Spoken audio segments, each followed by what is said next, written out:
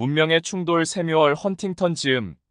독창적 통찰, 번뜩이는 예지, 위대한 지식으로 21세기 세계 질서의 흐름을 꿰뚫는 불후의 명저. 정치 전쟁에서 문화 전쟁으로 세계 질서의 지각 변동이 시작된다. 이슬람 문명과 그리스도교 문명의 대립은 제2차 종교 전쟁의 서막인가? 오만한 서구 문명은 이슬람과 아시아의 공격에 몰락의 길을 걸을 것인가? 전 세계적인 문명 전쟁, 그 위험한 질주를 막을 운명의 화해와 공존은 가능한가? 현대사회의 가장 심각한 분쟁은 문명 간의 충돌에 있다. 제3차 대전의 불씨로 떠오른 문명과 문명의 접경지대를 주목하라. 새뮤얼 헌팅턴이 하버드 교수로 재직 중이던 1993년에 문명의 충돌이라는 논문을 발표하며 언론과 학계의 뜨거운 논란을 불러일으켰다고 합니다. 이후 논문에서 자신이 제기한 문제들을 더욱 깊이 탐구하고 논란의 대상이 되는 사안들을 예리하게 분석하여 1996년 문명의 충돌이라는 역작을 내놓았다고 합니다. 30여 년 전에 이미 저와 비슷한 생각을 하고 있었던 분이 계셨다니 너무나 반가웠습니다. 그것도 미국의 유명한 대학 교수이자 학자가 말입니다. 저는 예전부터 3차 세계대전이 일어난다면 종교 때문일 거란 생각을 했습니다. 그것도 같은 아브라함의 종교라고 불리는 그리스도교와 이슬람교 간의 문명 충돌입니다. 냉전 시대가 물러나며 종교적 분열과 전쟁이 그 자리를 대신하고 있는 듯합니다. 과학이 급속도로 발전하며 전 세계적으로 무종교와 무신론자들은 점점 늘어나고 있습니다. 하지만 종교인들은 점점 더 극단적이고 폭력적으로 변해가고 있습니다. 여기서 대한민국은 예외일까요? 책의 내용 일부를 살펴보겠습니다. 간략하게 정리한 내용이라서 전달이 미흡한 점을 양해 바랍니다. 1992년 1월 3일 러시아와 미국의 학자들이 참석한 회의가 모스크바의 한 정부기관 강당에서 열렸다. 2주 전 소련은 해체되었고 러시아 연방이 독립국으로 출발했다.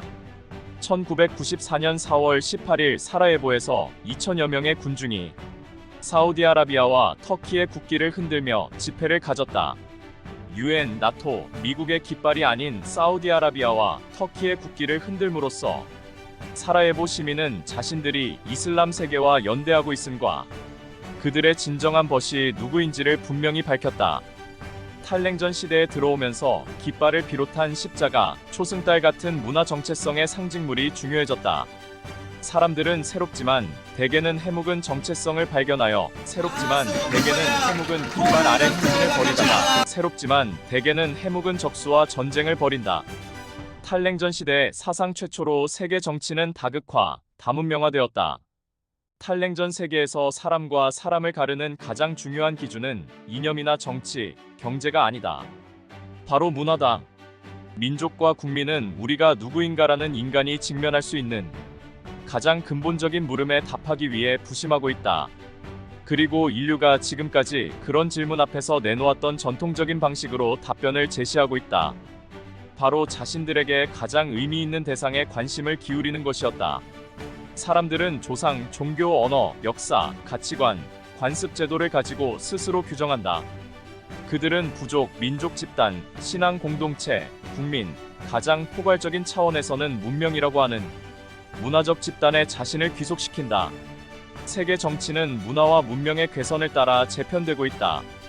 보스니아 헤르체고비나, 카프카스, 중앙아시아, 카슈미르에서 벌어지는 문명 간의 유혈 충돌은 더 큰 전쟁으로 전개될 수 있다.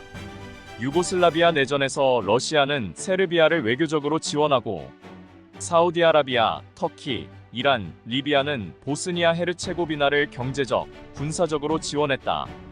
그것은 이념이나 정치적 역학관계, 경제적 이득이 아니라 어디까지나 문화적 동질성에서 우러나온 조치였다. 45년 동안 철의 장막은 유럽의 한복판을 가로지르는 경계선이었다. 그 선은 이제 동쪽으로 몇백 마일 옮겨졌다. 그것은 서구 그리스도교 세계와 이슬람 세계, 정교 세계를 구분하는 경계선이 되었다. 문명마다 철학적 전제, 밑바탕에 깔린 가치관, 사회관계, 관습, 삶을 바라보는 총체적 전망은 크게 다르다. 세계 전역에 불고 있는 종교의 부흥바람은 이런 문화적 차이를 더욱 조장하고 있다. 유럽의 그리스도교권은 8세기와 9세기 무렵 독자적 문명으로 등장하기 시작했다. 수백 년 동안 유럽의 문명 수준은 다른 문명에 비해 뒤처져 있었다. 1910년의 세계는 인류 역사의 어떤 시기와 비교해도 정치 경제적으로 더욱 통합되어 있었다. 국제 무역은 세계 총생산의 33%라는 전무후무한 수치를 기록했다. 문명은 서구 문명을 뜻했으며 서구는 세계의 대부분을 통제하거나 지배했다. 서구에 의해 정의되는 이 국제체제의 출현은 1500년 이후의 세계 정치에서 두 번째로 중요한 발전 양상에 해당한다. 유럽 민족들은 공통의 문화를 지녔고 활발한 무역망, 인력의 꾸준한 교류, 유력한 가문끼리의 복잡한 혼인관계를 통해 광범위한 접촉을 유지했다. 그들은 또 하루가 멀다 하고 싸웠다. 이 시기 상당한 기간 동안 오스만 제국은 일반적으로 유럽이라 간주되는 지역 4분의 1을 다스렸지만 오스만 제국은 유럽 국제체제의 일원으로 받아들여지지 않았다. 150년 동안 서구 문명 내부의 정치 역학을 지배한 것은 대규모의 종교적 분열과 종교전쟁 그리고 왕조전쟁이었다. 20세기의 거대한 정치 이념으로 우리는 자유주의, 사회주의, 무정부주의, 협동조합주의, 마르크시즘, 공산주의, 사회민주주의, 보수주의, 민족주의, 파시즘, 기독교 민주주의 등을 꼽을 수 있다. 이들은 한 가지 공통점을 가지고 있다. 모두 서구 문명의 산물이라는 점이다. 중요한 정치 이념은 한결같이 서구에서 나왔다. 반면에 서구는 주요한 종교를 낳지 못했다. 세계의 위대한 종교들은 모두 비서구 문명의 산물이며 대부분의 경우 서구 문명보다 앞서 탄생했다. 서구가 주도하던 단계를 세계가 벗어나면서 후기 서구 문명의 쇠락과 운명을 같이 한 이념들의 자리를 종교 또는 문화의 바탕을 둔 정체성과 헌신의 형식이 차지하게 되었다. 서구 문명의 독특한 산물이라 할 수 있는 종교와 국제정치의 베스트팔렌식 분리는 막을 내리고 에드워드 모티머가 강조하듯 종교가 점차 국제 문제로 침투해 들어가는 경향이 나타난다. 서구가 잉태한 정치 이념 사이의 문명 내적 충돌은 문화와 종교의 문명 간 충돌로 대체되고 있다. 하벨은 지금 단일한 세계 문명 안에서 살고 있지만 이 세계 문명은 어떤 의미에서는 그 밑에 고스란히 놓여있는 문화, 민족, 종교, 역사적 전통과 역사적으로 형성된 태도의 이루 말할 수 없이 다양한 면모를 가리거나 숨기는 얇은 배니어판에 지나지 않는다고 보았다. 20세기 후반에 들어와 세계 전역에서 종교가 부활했다. 종교적 자각의 확산과 원리주의 운동의 부상이 이런 현상을 낳았다. 따라서 종교적 차이는 한층 심화되었다. 이 자료의 가장 눈길을 끄는 변화라면 무종교와 무신론의 범주에 들어가는 사람들의 비율이 1900년 0.2%에서 1980년 20.9%로 늘어났다는 점이다. 이것은 종교로부터의 이반 추세가 대대적으로 나타나고 있음을 암시하는지도 모른다. 지난 몇십 년 동안 이슬람교와 그리스도교는 아프리카에서 교세를 크게 늘렸다. 특히 한국에서는 그리스도교의 신도 수가 엄청나게 늘었다. 근대화를 빠른 속도로 치러낸 사회에서는 전통 종교가 근대화의 요청에 제대로 적응할 만한 여유를 갖지 못해 그리스도교나 이슬람교가 침투할 수 있는 여지가 크다. 이런 사회에서 서구 문화를 가장 성공적으로 소개하는 이들은 신고전주의 경제학자나 개혁을 부르짖는 민주주의자, 다국적 기업의 경영자가 아니다. 그 역할은 지금도 그렇고 앞으로도 선교사들의 몫으로 돌아갈 공산이 크다. 그러나 결국은 마호메트가 성공한다. 그리스도교는 주로 개종에 의존해 교세를 넓히지만 이슬람교는 개종과 출산으로 교세를 확장한다. 그리스도교 신도의 비율은 1980년대에 30%를 정점으로 이후 안정세를 유지하다가 지금은 하락세로 접어들었다. 그 비율은 2025년에는 세계 인구의 25%로 떨어질 것으로 추정된다. 그러나 대단히 빠른 인구 증가율 덕분에 전 세계의 이슬람교도 비율은 비약적으로 늘어나 금세기 말에는 20%에 도달하고 다시 몇 년 뒤에는 그리스도교 신도 수를 추월한 다음 2025년까지는 세계 인구의 30%를 차지할 가능성이 높다. 소련 공산주의의 몰락은 역사의 종언과 전 세계에서 자유민주주의의 보편적 승리를 의미한다는 가정이다. 이 주장은 유일 대안의 오류를 범하고 있다. 이것은 공산주의의 유일한 대안이 자유민주주의이며 전자가 무너졌으니 후자의 보편성이 획득되었다는 냉전 논리에 근거를 두었다. 지금 세계에서 수많은 형태의 권위주의, 민족주의, 협동조합주의, 시장 공산주의 중국이 얼마든지 잘 굴러가고 있다는 것은 누구도 부인할 수 없는 사실이다. 더 중요한 것은 세속적 이념의 용어로 파악되는 세계의 바깥에는 무수히 많은 종교적 대안이 존재하고 있다는 점이다. 오늘날 종교는 사람들을 자극하고 동원하는 중심적인 어쩌면 가장 핵심적인 힘이다. 소련 공산주의가 몰락했다고 해서 서구가 세계 역사에서 최종적 승리를 거두었고 이슬람, 중국, 인도 등이 서구적 자유주의를 너도 나도 유일한 대안으로 삼을 것이라는 생각은 너무도 오만한 발상이다. 냉전이 인류를 분열시키던 시대는 끝났지만 민족, 종교, 문명에 따른 인류의 더욱 근본적인 분열은 여전히 새로운 분쟁의 씨앗을 뿌리고 있다. 사회학에서도 세계화 이론이 비슷한 결론을 내놓는다. 역사적으로 가히 유례가 없을 만큼 문명적, 사회적 상호 의존도가 깊어지고 거기에 입각한 의식이 확산되는 세계화의 추세 속에서도 문명적, 사회적, 민족적 자의식은 심화된다. 전 세계적으로 나타나는 종교의 부활, 성스러운 것으로의 복귀는 세계를 단일한 장소로 보는 견해에 대한 부정적 답변인 셈이다. 사회, 국가, 정권 등은 모두 종교가 구석구석에서 인식의 좌표 역할을 하는 고도의 결속력을 가진 정교하게 구축된 체제의 일부분이다. 그런 체제는 혁신을 적대시한다. 전통 종교가 뿌리 뽑힌 사람들의 정서적, 사회적 욕구를 만족시키지 못할 경우 다른 종교 집단이 그 역할을 대신하면서 그 과정에서 교세를 크게 확장해 사회적 영향력을 발휘한다. 한국은 역사적으로 불교 인구가 압도적으로 많았다. 그리스도교 신자는 1950년 전체 인구의 1%에서 3% 수준이었다. 한국이 급속한 경제 발전을 이루어 도시화와 직업의 분화가 대규모로 진행되었을 때 불교는 재구시를 하지 못했다. 도시로 유입된 수백만의 한국인과 변화한 농촌에 남아있던 수많은 한국인에게 농경시대에 침묵하는 한국 불교는 호소력을 잃었다. 개인의 구원과 운명을 설파한 그리스도교는 혼돈과 변화의 시대에 확실한 위안을 주었다.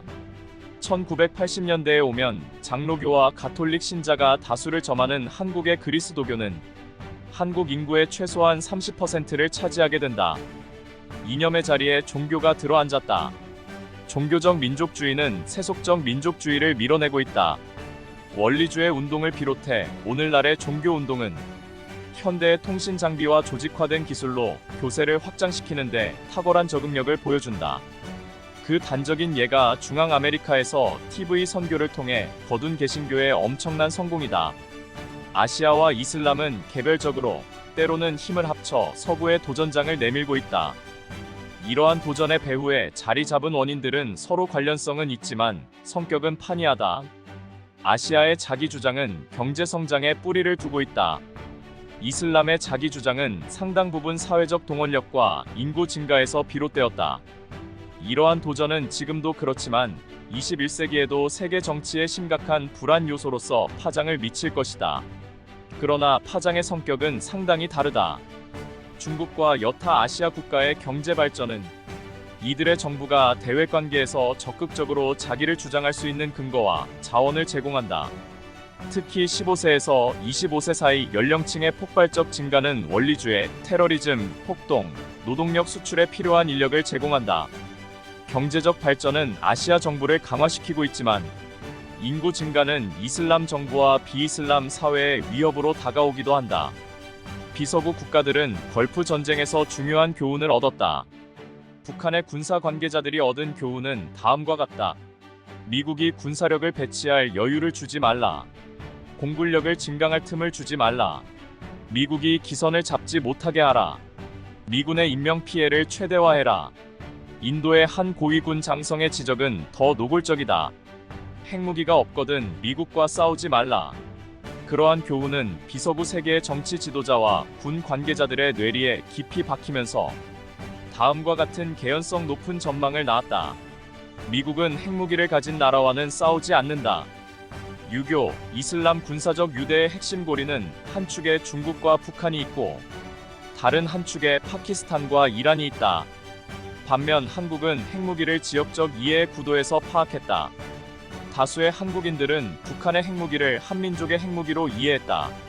핵폭탄을 같은 동포의 머리 위에 쓰러뜨릴 일은 만무하므로 일본과 그 밖의 잠재 위협 세력으로부터 한민족의 주권을 수호할 수 있는 좋은 수단으로 북한의 핵무기를 받아들였다. 한국의 관리들과 군 관계자들은 통일 한국의 핵무기 보유 가능성에 대한 희망을 공공연하게 피력했다. 한국의 이해는 잘 반영되었다. 핵무기 개발에 뒤따르는 희생과 국제적 오명은 북한이 짊어져야 하는 반면 한국은 궁극적으로 그것을 승계받을 것으로 생각하기 때문이다. 북한의 핵무기와 한국의 발달한 산업이 결합하면 통일 한반도는 동아시아 무대에서 실력 국가로서의 위치를 공고히 다질 수 있을 것이다. 1994년 6월 위기가 고조되었을 때 한 저널리스트가 지적한 것처럼 몇 년 전부터 시작된 북한의 핵 개발을 둘러싼 대치 상태에서 한 가지 기이한 현상은 한반도에서 멀어질수록 위기감이 높아진다는 점이었다. 종교적 교리를 지키고 종교 활동에 참여하며 스스로 신앙인임을 밝히는 유럽인의 수는 날로 줄어들고 있다. 이런 경향은 종교에 대한 적대감이라기보다 종교에 대한 무관심을 반영한 것이다. 헌팅턴은 감사하게도 이 책 말미에 2010년 이후 한반도의 통일을 예로 듭니다. 그러면서 대부분의 주한 미군과 주일 미군이 철수하고 미국과 중국이 대립을 이룰 것이라고 예측하고 있습니다. 과정이야 어찌되었든 두 나라가 대립하고 있는 지금의 현실은 딱 들어맞고 있습니다. 지금까지 캔디맨이었습니다. 다음 또 다른 작품으로 인사드리겠습니다. 감사합니다.